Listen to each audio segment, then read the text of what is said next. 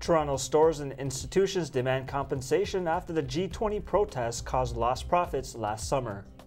And in Ontario's party school ranks as a top party destination. We find out if Humber should have made the list. Humber News starts right now.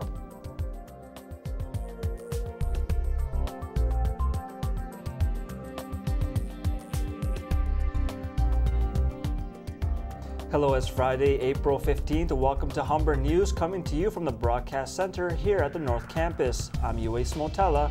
Thanks for joining us. And I'm Sangeeta Patel. Ahead on our show, we'll have all your news, sports, and entertainment highlights, as well as your 5-day weather forecast. But first, Uwais has our top story. Companies across the GTA are seeking millions of dollars in compensation from the federal government for loss of business and increased costs from the G20 summit. Last summer, during the peak of the tourist season, Toronto shut down major areas of the city while world leaders met for talks. Humber News reporter Arda Zakarian has the details on the business fight. This was the scene last summer in Toronto. Many storefronts were extensively damaged and businesses were forced to shut down because of riots and protests during the G20 summit. Now businesses like Zanzibar are seeking compensation for the losses they experienced during this time. Alan Cooper, the vice president of Zanzibar, says the federal government will only cover business lost for the G20 weekend and not the physical damage done to the tavern. Only like loss of income for those 2 days, even though we were dead all week, Sunday, Monday, Tuesday, Wednesday, Thursday, and even though the whole place was smashed. The Toronto Jazz Festival is seeking over $200,000 in compensation. Patrick Taylor, the executive producer of the Jazz Festival, says last year the event's opening weekend took a hit. You know, the mayor was asking people not to come downtown, and there were travel advisories in the U.S. not to come to Toronto.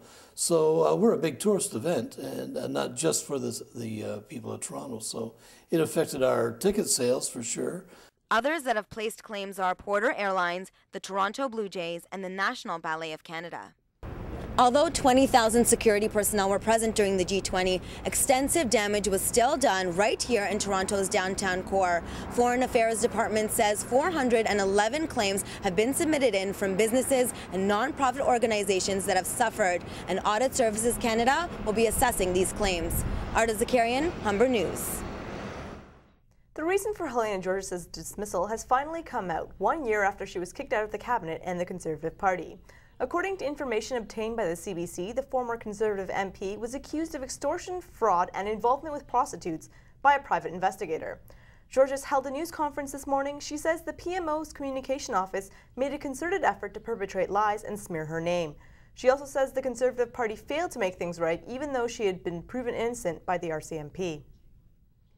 The group called Queers Against Israeli Apartheid says they won't participate in this year's Pride Parade. Mayor Rob Ford threatened to cut funding from Pride Week if the activists who used what he calls hate speech were involved. However, Ford had previously announced the possibility of cutting funds for Pride Parade and other festivals as a means of saving money. The activist group will hold small Pride events outside of the city instead. Queers Against Israeli Apartheid says Ford will look like a homophobe if he doesn't fund the parade after they have backed out. The Police Services Board denied Toronto Police Chief Bill Blair the opportunity to make a pitch for a new $25 million computerized record system. Vice Chairman of the board, Michael Thompson, also an ally of Toronto Mayor Rob Ford, refused to hear from Blair. Blair told the Globe he has never seen anything like that. Thompson says he and other board members felt blindsided when they realized $10.5 million was for Phase 1 of the project. Pocket dialing is responsible for thousands of accidental 911 calls every day, and police departments across Ontario have started a campaign to reduce the problem. Police say false dials occur when people accidentally hit the pre-programmed key on their phone for 911 when reaching in their pocket, purse, and backpack, or when they sit on it. The OPP, Toronto Police, and several other regional police services are requesting cell phone users to keep their phones on standby mode or lock their keypads. Better looking streets is the goal today as 20-minute makeover commences across the province. Residents are asked to go outside at 2 p.m. and pick up garbage for 20 minutes. Cleanup events will be happening concurrently all across the GTA. Mayor Rob Ford will be taking part in the event at the Fairbanks Memorial Community Centre on Dufferin Street.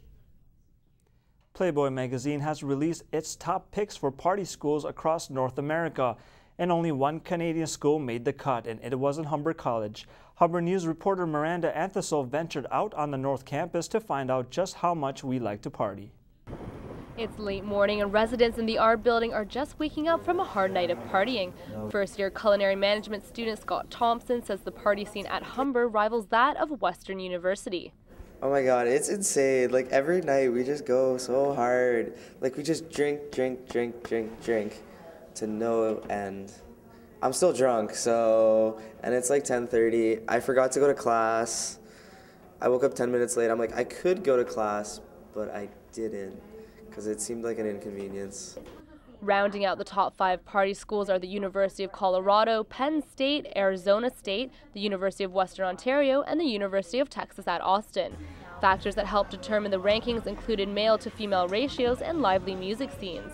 Vice President of Student and Corporate Services John Mason says it would bother him if Humber were associated with Playboy magazine, but he doubts the list will be taken very seriously. This isn't probably the material that somebody uses as their primary decision-making factor to choose which institution they'll attend. While Humber College did make Playboy's top 10 list of party schools, students don't seem to be too offended by it. After all, the list is an annual feature in the magazine, so there's always next year. Miranda Anthosol, Humber News. 5, 4. Thanks, Miranda. When we come back, we'll have more news from around the country and the world. Bridget Trong will have the sports news, and we'll have your weather forecast with Tom Yanni. Good news, it's Friday, and enough time has passed that you probably won't have to listen to anybody sing Friday by Rebecca Black. I'll have your 5-day weather forecast after the break.